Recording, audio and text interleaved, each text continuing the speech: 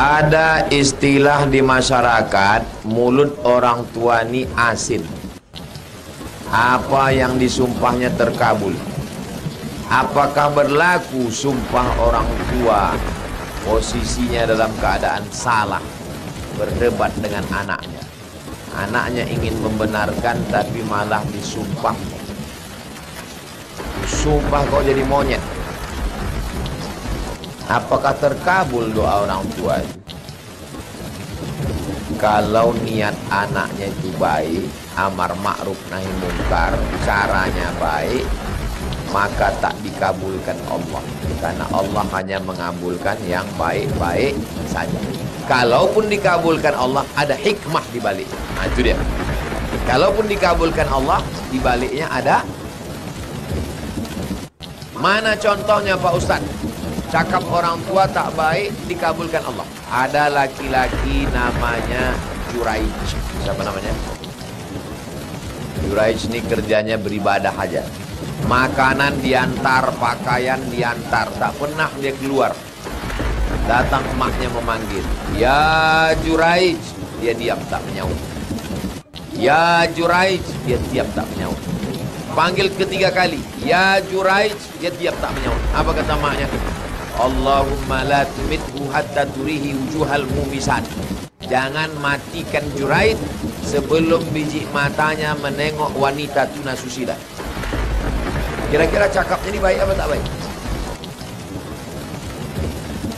Jangan matikan Juraij sebelum biji matanya menengok wanita tuna susila.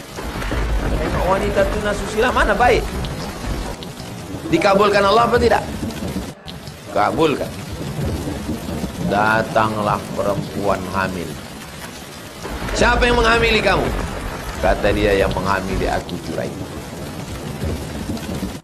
Tapi sebetulnya ada hikmah di balik itu. Allah mau kasih tahu bahwa orang berbakti pada orang tua, ahli ibadah, doanya tetap makbul. Begitu anak itu lahir, ditusuk Juraij perut. Siapa bapakmu? Anak itu menjawab, Ra'il ghanam. Ra'il ghanam. Bapak saya pengembala kambing. Selamat dia, tapi tetap juga terkabul doa. Nah, jadi tidak mungkin Allah mengabulkan yang buruk. Kalaupun terkabul, ada hikmah. Ibu jangan cakapkan yang buruk-buruk ke anak. Jangan manggil anak, anak hantu. Untung anak itu tak pandai menjawab. Kalau dia pandai, ya mama hantu.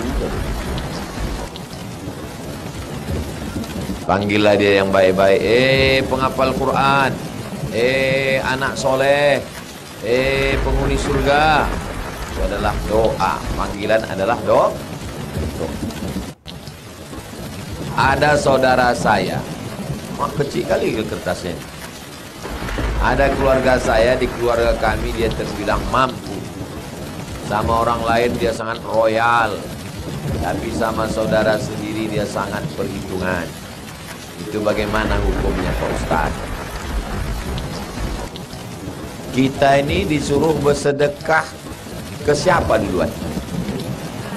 Keluarga dulu. As-sadaqatu 'alal qurba, as-sadaqatu 'alal fuqara, sedekah. Bersedekah kepada orang miskin nilainya cuma satu. Was-sadaqatu 'alal qurba, sadaqatun wasilah.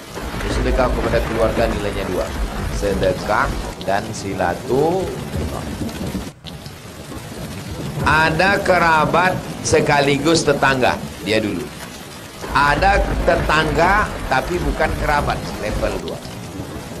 Ada kerabat yang bukan tetangga.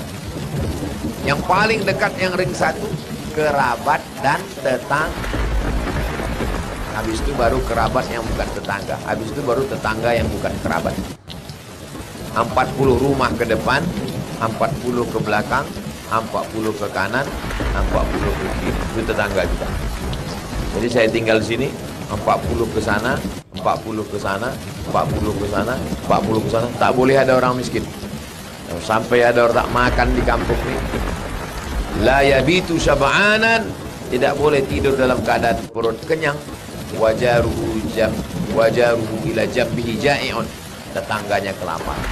Itulah perlunya kita bersilaturahim, tahu Ustazah-ustazah nih saya minta berkeliling. Datang laporan. Yang ini Ustadz, anaknya kecil, tidak minum susu karena tak ada duit beli susu. Dikasih anak minum teh manis. Bahaya, tak boleh bayi kasih teh manis. Suruh ustazah datang, bawa. Yang ini kerjanya begini, tak ada cukup. Yang ini meninggal suaminya. Yang ini kasih. Saya tak keliling. Ustazah suruh cari. Tidak boleh ada orang tak mampu. Yang sampai Ustaz Somad bagi ke suku Talang, ke Bagan Benio, lingkungan sendiri tak ada. Ustaz Somad ceramah ke sana kemari, di jalan Kamboja sendiri tak ada. Kita pengajian di jalan Kamboja, pengajian juga tempat lain. Berbagi di tempat lain, berbagi juga di sini. Kalau ada yang takut, malu, lapor ke Ustaz.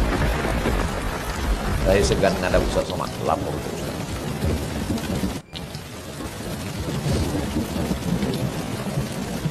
Kedua orang tua sudah meninggal.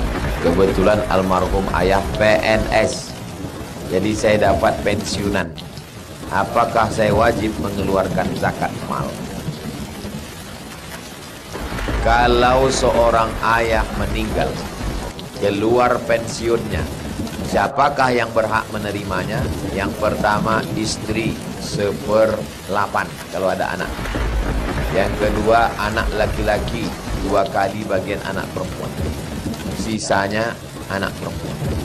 Tak boleh diambil satu anak, tak boleh diambil satu istri, karena itu terhitung waris. Apakah saya mengeluarkan zakat? Ya. Ini dapat dari pensiun ayah, ini dapat dari kebun sawit, ini dapat dari hasil jualan, ini dari SPPD keluar kota, uang tunjang, uang sikut, uang sundul, uang tanduk. Gabungkan semua total, dihitung baru keluarkan zakat. Jangan yang dihitung cuma gaji aja.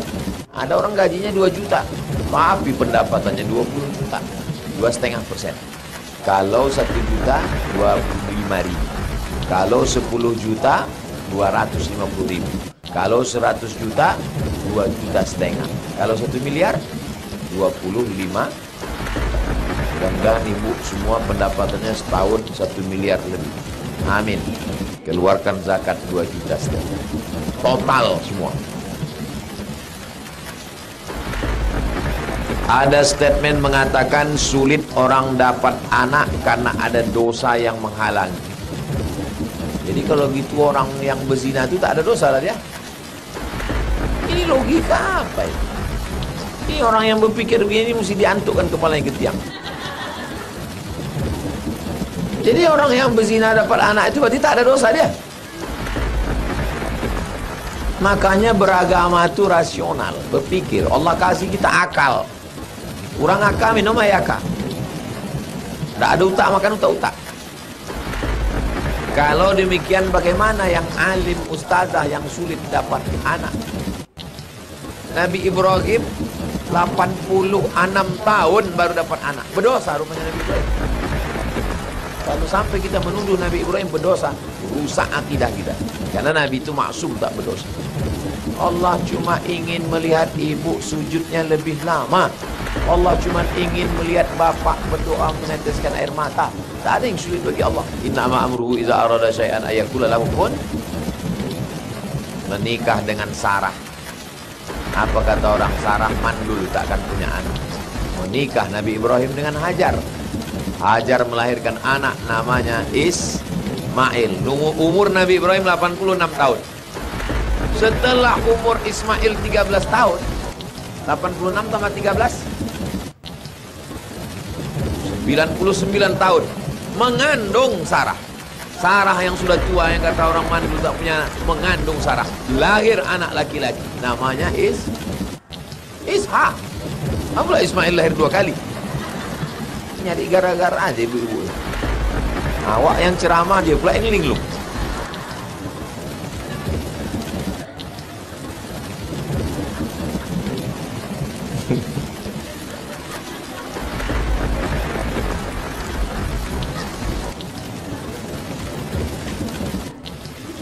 Tak Tak ada yang sulit bagi Allah. Innama amruhu idza arada syai'an ay yaqula lahu kun fayakun.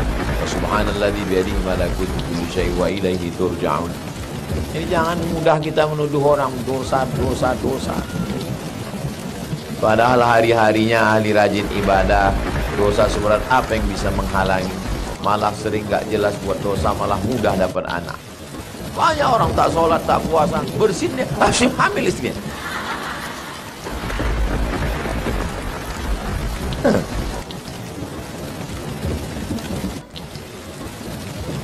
Tetap ada usaha dan ikhtiar. Kata orang, kau berkusuk di sana pijat dapat pahala. Kau ikut di sana akupunktur dicucuk pakai jarum dapat pahala. Kau minta doa orang soleh sana dapat pahala. Karena ikhtiar dalam amal soleh itu juga termasuk ibadah. Bagaimana hukum imam sesama perempuan? Perempuan, imam, makmumnya juga perempuan.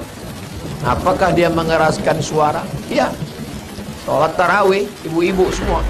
Bismillahirrahmanirrahim. Tak ada laki-laki. Tidak boleh laki-laki mendengar suara perempuan dalam sholat.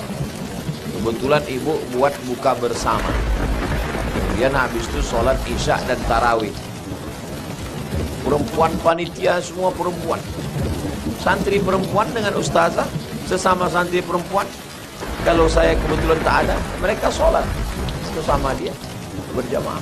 Kalau zuhur asar tak berbunyi, kalau maghrib isya tetap berbunyi. Ketika di samping rumah ada laki-laki, panggil dia, suruh jadi imam. Kau laki-laki, iya, sini kau jadi imam. Kata dia, aku tak bisa jadi imam. Maka sesama perempuan lah jadi imam. Tak ada laki-laki yang bisa jadi imam. Kalau bisa jadi imam, dia maju jadi imam. Jelas? Dalam solat berjamaah, apakah makmum wajib membaca Al-Fatihah?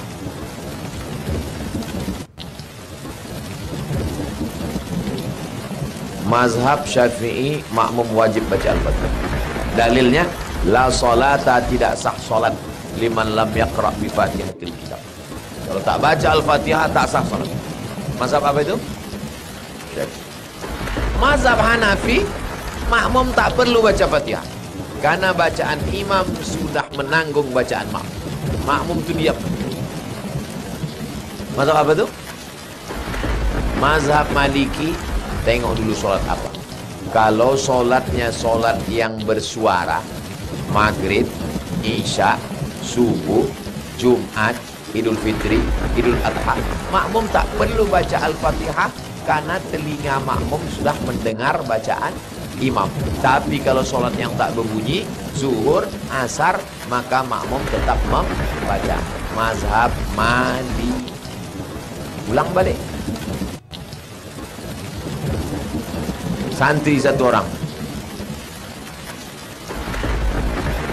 3 mazhab tentang baca Al-Fatihah bagi makmum. 1.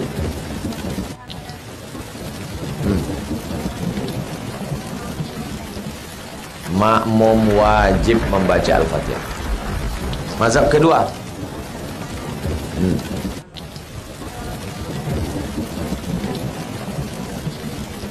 Makmum tak perlu baca Fatihah karena sudah ditanggung imam. Mazhab ketiga. Kalau solatnya bersuara jahar, makmum tak perlu baca. Tapi kalau solatnya sir, makmum membaca karena telinganya tak mendengar. Jelas? Yang tak jelas itu nanti setelah seminggu lagi kalau tak jelas. Misalnya dalam keadaan telat, saat imam sudah ruku, masuk ke dalam masjid, Allahu Akbar kata imam. Maka kata hadis, kalau kamu mendapati imam ruku, segeralah kamu ruku. Tapi jangan lupa takbiratul. Ini jangan kena ruku, Allah Akbar langsung ruku, tak sah.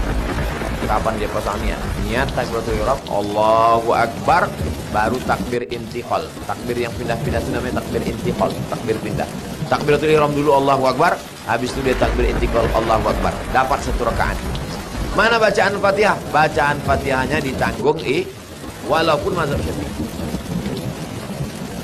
Walaupun mazhab Syafi'i kalau terlambat tetap langsung rukuk, maka bacaan Fatihahnya ditanggung imam. Jelas?